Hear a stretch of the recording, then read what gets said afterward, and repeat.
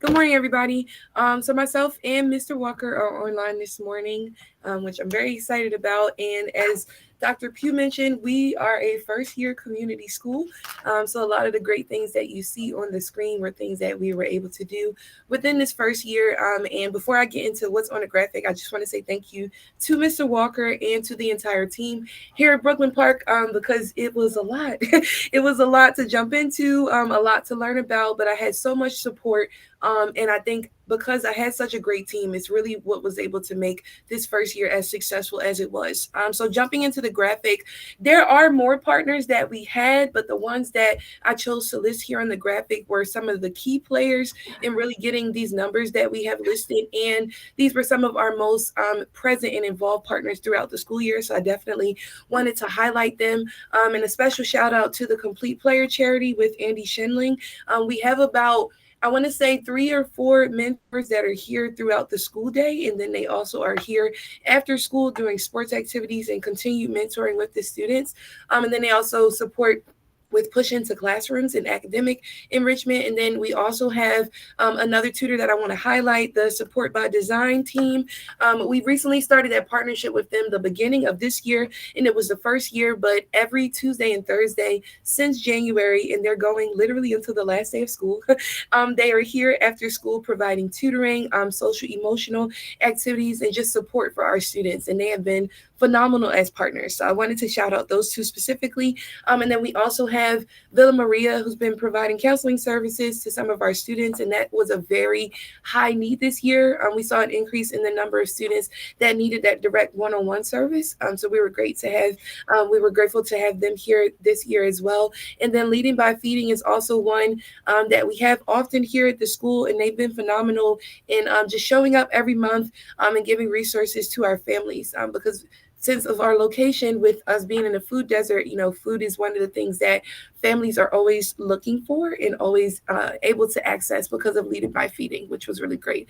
So just going around clockwise on the picture, starting with academic enrichment and attendance, it does say 100% of students, which that's not all of our students in the building, but there is always an opportunity after school for students to participate in after school clubs, and that's a combination of STEM, dance, support by design, like I mentioned. If they're in TCP, they also have that. And then this year, we also were able to do co-curriculars. So we had robotics and we had Spiro here because two of our teachers were willing enough to run those clubs. So that was very exciting. And the clubs happen all throughout the week except on Fridays. So Monday through Thursday, there's always something happening after school for students to do. And we did recently have a showcase with some of the girls that participate in the Complete Player Charity. So there's a boys' side of the program and a girls' side. On the girls' side, they were learning about cosmetology, life skills like sewing clothing and things like that. And they recently had a fair where they did a showcase of the things that they worked on throughout the year. So that's just an example of some of the after school activities that are available for the kids. And as a result of having those activities available after school and having the supports during the day, we were able to decrease our chronic absenteeism by 16%, which I thought was amazing. That is a number that has been a challenge, I would say, honestly, for schools across the country. And seeing that we were able to start to tackle that number this year with those supports that we had in place was really, really cool.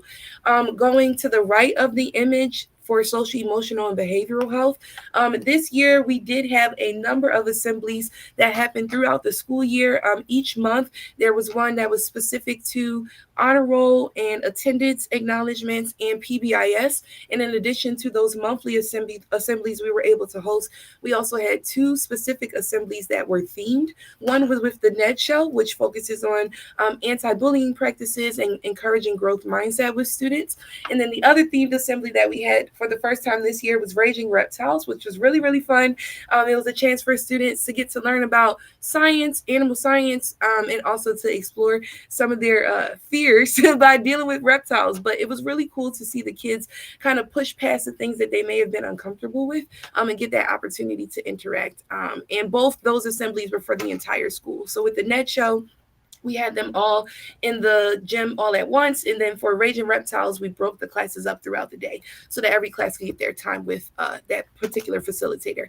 And then going right underneath that image for physical health, throughout the year, we had a number of events that focused on physical health because that was a interest that was expressed in last year's assessment, the Title I survey. So we used that to curate some of the programs that we designed this year, and we actually were able to build a partnership with a physical trainer out of Baltimore City, who came to our school a couple times this year to do programming. That picture that's listed was the most recent event that we had this past April. It was like a short circuit version of a physical training session for our families, and the kids and parents were involved, and it was really fun. But throughout the events that we planned within this first year, there were 20 families that we saw consistently at each of our events. Sometimes the attendance was a little stronger at other events than the ones that may have happened throughout the week, but we also had several Saturday events where we would see those families come out regularly as well. So it's just been great to recognize that when we put on things that families said that they were interested in, that they're showing up for it. So we're hoping to continue more of that theme of physical health and fitness for next school year.